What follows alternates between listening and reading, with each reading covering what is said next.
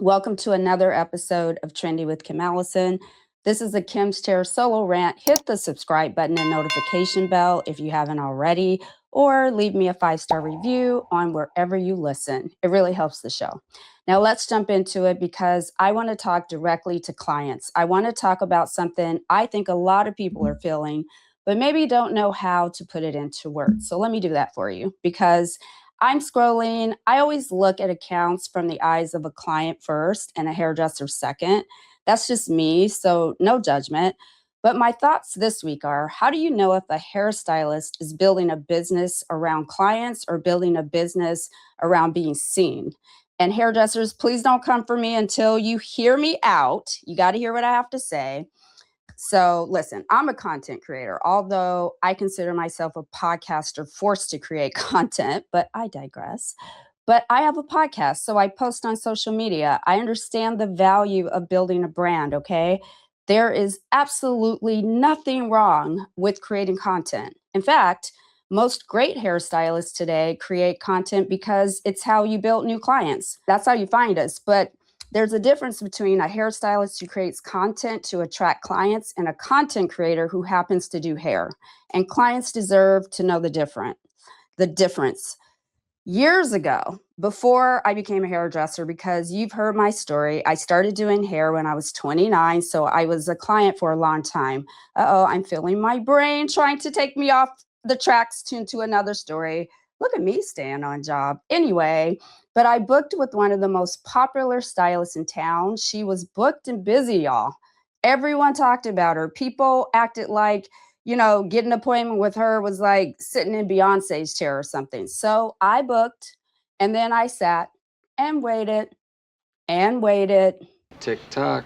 Do you know this girl showed up an hour late? Like, no apology, no acknowledgement, no thank you, bitch, for coming in, for your patience, nothing, zero, goose eggs, zero. In fact, you want to know the first thing she said to me? Oh, I thought you were a different Kim. Come on, girl, sit in my chair. Excuse me for gracing me with your chair, bitch. I mean, I said that in my mind, let's be clear, because I was in the hood, so I wasn't going to say anything out loud, trust. I'm over here. Ooh, anyway, stay on track. But the moment I realized I was having that experience, it felt awful. I wanted to leave the minute I sat in her toxic ass chair. She barely spoke to me, but she kikied with her coworkers and even some of their clients, which was wild. The hair wasn't even giving. But what bothered me the most wasn't the hairstyle, it was how invisible I felt. I felt like I should be grateful she squeezed me in, like I should be honored to sit in her chair. And I remember thinking, if I ever become a hairdresser, I'm never going to make a human being feel that way, like ever, because it felt horrible. You shouldn't be privileged to have our business. The client is your business. The client isn't lucky you accepted them. You're lucky your client trusted you with the privilege of doing their hair. So how can clients tell the difference? Here's what I would look for. First, how the stylist talks about their clients online. Do they celebrate their clients or do they mostly talk about themselves?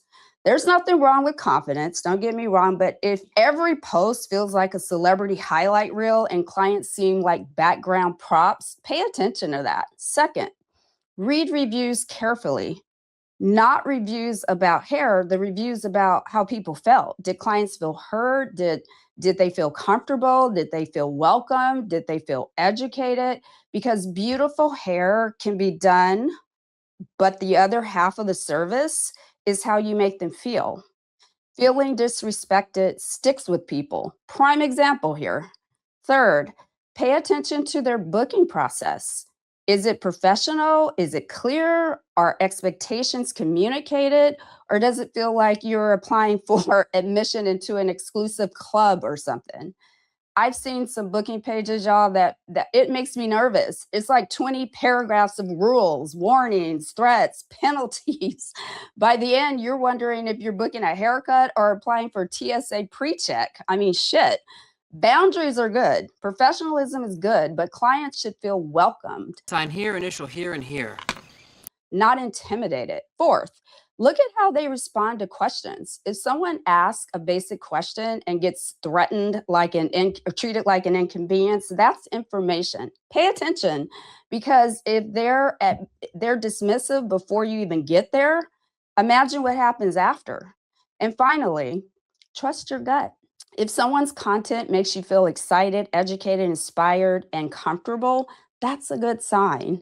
If it makes you feel nervous, judged, less than, or like you're begging for their attention, keep scrolling.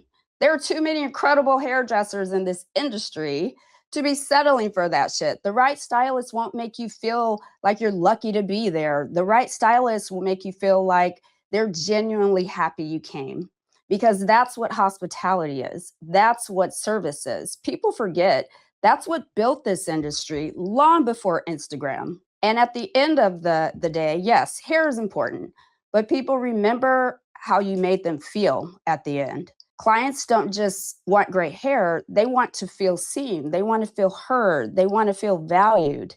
And if you're a stylist listening, never get so busy building an audience that you forget the person sitting in your chair, because the person trusted you and is paying you. And that's still the greatest brand deal you'll ever get. All right, you guys, thank you for listening, subscribing. Don't forget to hit that subscribe and notification bell on your way out. 5-star review on any podcast you listen to, and I will see you next time. All right, bye.